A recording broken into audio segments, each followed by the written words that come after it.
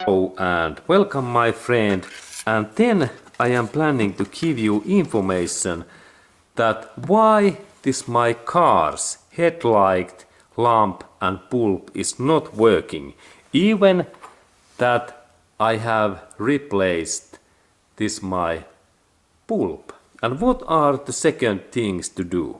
If I have some American car like Chevrolet or Pontiac or something else, where are those electric issues, and also some German cars, then we have to go to look this bulb area, and first thing what we have to check is this connector, this part.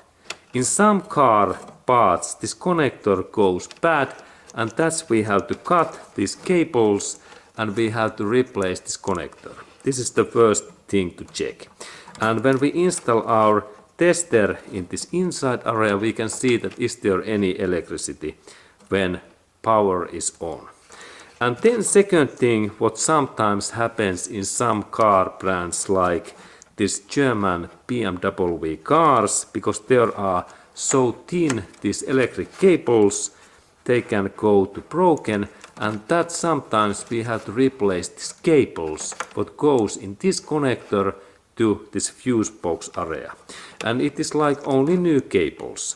And after that, when we have replaced bulb, connector, cables, there is final part is fuse box, and we have to replace maybe fuse.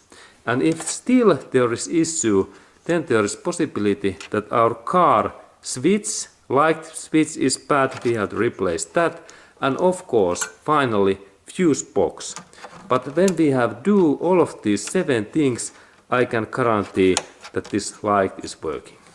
Okay, that kind of interesting info thing. And remember my friend, that if you are using Toyota or Honda and of course Lexus car, these kind of electric issues, they are really unnormal. They are not in Toyota's style that cables are broken. That's my friend. If you have Toyota, mostly this bulb is only issue, and this is from Toyota car, this light. Okay, thank you.